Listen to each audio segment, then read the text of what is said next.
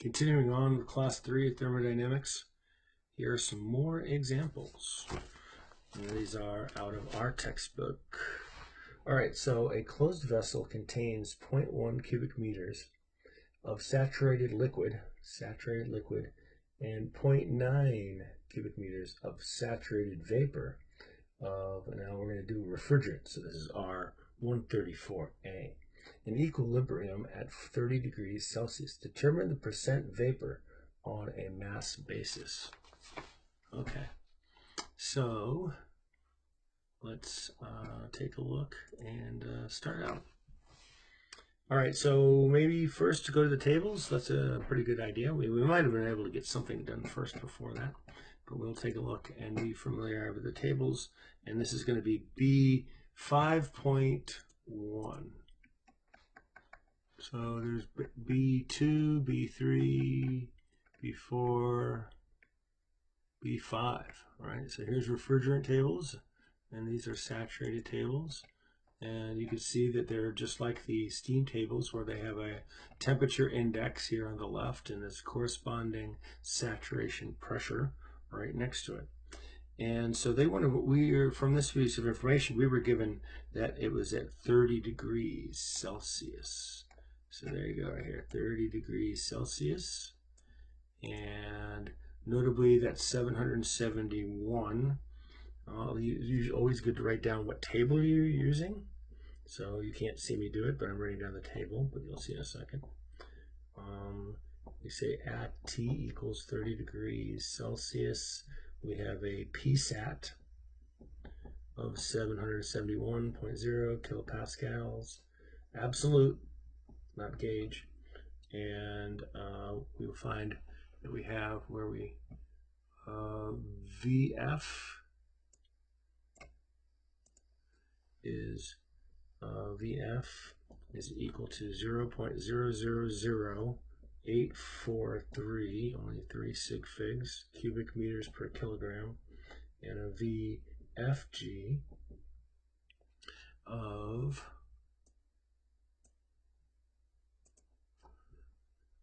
0.02587.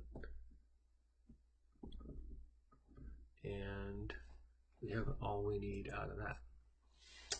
And whoops, did I write that down? No, I got that right. Okay, so here we could go. This is how I approach it. Take the fluid mass by finding the fluid volume divided by the fluid specific mass. Going back to this, by the way, this is just a little bit of, I could have written the thing out here. I'll write down over to the side the gas specific volume.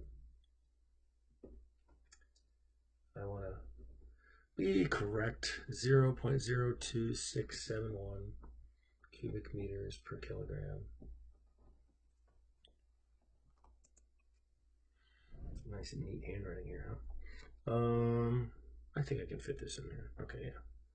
So for the fluid of saturated liquid, we're going to 0.1 and divide that by 0.000843. So that comes out to, I already have it written down. Spoiler alert. Kilograms. The mass of the gas is the volume of the gas divided by specific volume of the gas. So we get 0.9. Boy, we could add those together, right? Yeah. And divided by 0.02671. What do we get? 33.7. 70 kilograms. So the M total is going to be 118.6, add 33.70,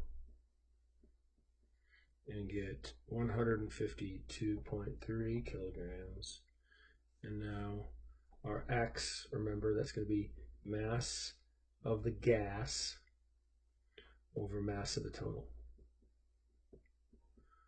And so that is 33.70 divided by 152.3.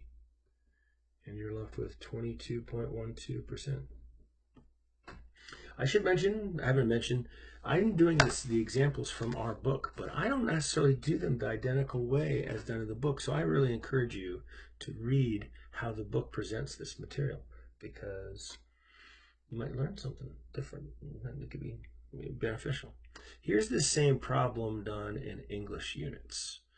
All right, so they decided to go 0.1 and 0.9, but now they're cubic feet, and for each of these, it's still R134A, and now, but now the equilibrium temperature is 90 degrees Fahrenheit.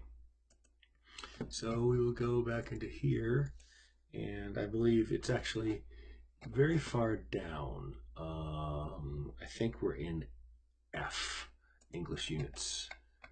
And I think I had it in, is that right? F, yeah, F10. I think is where this one is, F10. Save yourself a lot of time during exams getting very, very familiar with this, with the textbook, where these are. You can start to see as we're doing this why I require the textbook instead of trying to print these out. All right, so we're at 90 degrees Fahrenheit right here, boom. You can see that we're at 90 degrees. So this is, let's see, write down what table we're using. Table F.10.1. And at 90 degrees Fahrenheit, we could have the PSAT. It's just a good thing to know. It's good to start getting familiar with these values. This is PSI-A. Notice PSI-A right up here. It's good to be familiar with these values. We're going to have here is our F, and here is our G. You notice from the last problem we didn't need the FG, the FG. We just needed VF at 0.01360 cubic feet per pound mass. And VG this time is going to be 0.4009 cubic feet per pound mass. Boom. And so MF is, we don't have to write the equation out there. We're just going to take that 0.1 and divide it by this, right? Keeping the apples to apples thing going on. 7.353 pound mass. And then the mg is going to be the 0.9 divided by 0.4009. And we have 2.245 pounds mass. So m tot is this going to be 7.353 plus 2.245. We get 9.598. So our percentage vapor is going to be the mass of the gas, or the mass tot, or, is that right? Yeah, 2.245 over 9.598. 23.39%. Box it up. Forgot to box this one too. All right, another video in the books. The next examples and the next videos will be from Sengel instead of just the ones from your book. So you'll have additional ones with a variation of these. You're just now getting started with these, using these tables. You're going to become very, very familiar with them soon. The end.